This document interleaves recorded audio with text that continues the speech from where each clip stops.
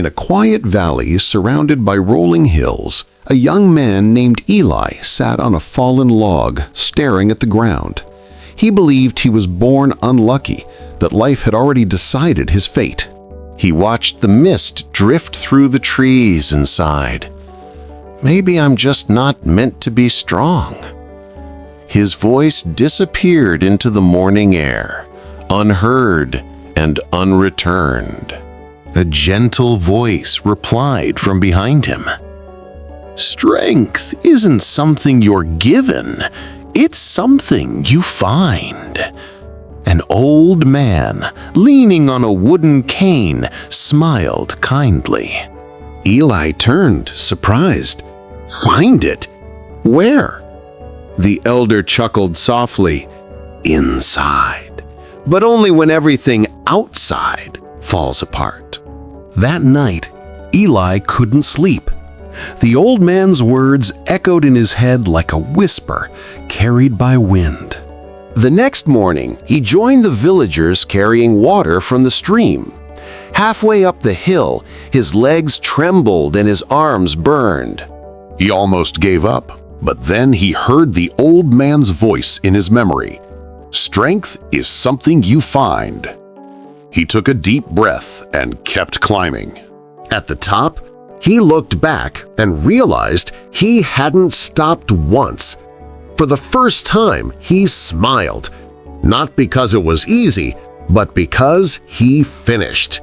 Over time, he began helping others, fixing fences, tending crops, and teaching children how to read. His hands grew stronger, but so did his heart.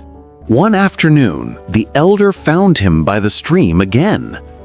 You see, he said gently, strength grows quietly, like roots beneath the earth. Days turned to months, and dark clouds gathered above the valley. A storm was coming, and the people were afraid. When the winds arrived, roofs flew and trees bent. The young man ran into the storm to help, shouting, "Hold the ropes! Tie the beams!" When the storm passed, the village was scarred but standing. People gathered around Eli, their eyes filled with gratitude. The elder placed a hand on his shoulder. You didn't wait for strength, you became it. Eli lowered his head humbly. That night, Eli sat by the stream again. The reflection staring back was no longer broken. It was steady, strong, and alive. Morning came with a cool mist hugging the hills. Eli packed his small bag, ready to climb higher than before. His feet ached, but his spirit was lighter. Every step forward whispered, "You've made it this far, keep going." He passed a broken bridge he once feared to cross. This time, he didn't hesitate. He built a way across with fallen branches. Each obstacle now felt like a teacher. Where he once saw problems, he now saw paths. By noon, he reached a hill where the grass swayed like gentle waves. He stopped to breathe in the quiet.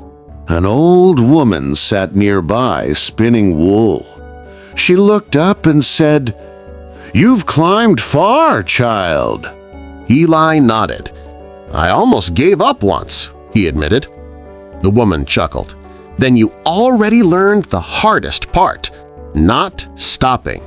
Before leaving, the woman handed him a simple wooden pendant shaped like a flame. "For when you forget your own light," she said. Eli continued walking until the sun began to sink. The pendant shimmered faintly against his chest, a quiet reminder.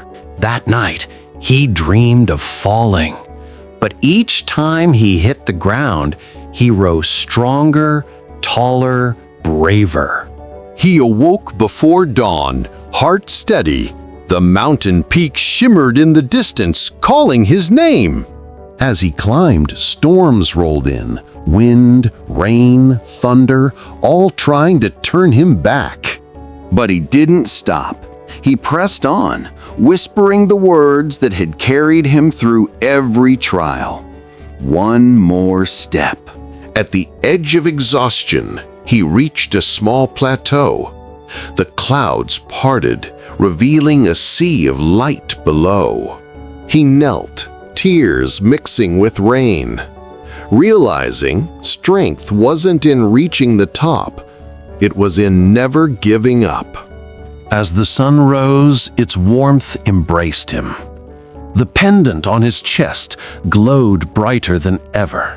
He whispered, "I was never weak. I just hadn't met the part of me that doesn't quit."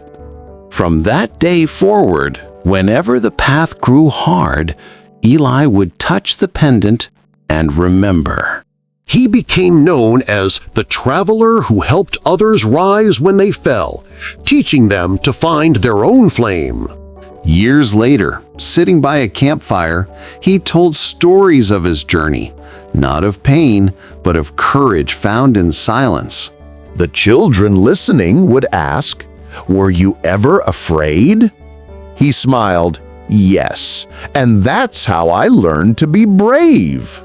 When the flames dimmed, Eli looked up at the stars and whispered, "Thank you for never letting me quit." The pendant flickered one last time, not fading, just becoming part of the stars above. The world slept, but Eli's story kept moving, carried by wind, remembered by hearts that refused to give up. And if you ever feel too tired to go on, remember Eli's words, "You are stronger than you think." If this story touched you, subscribe for more journeys of strength and hope.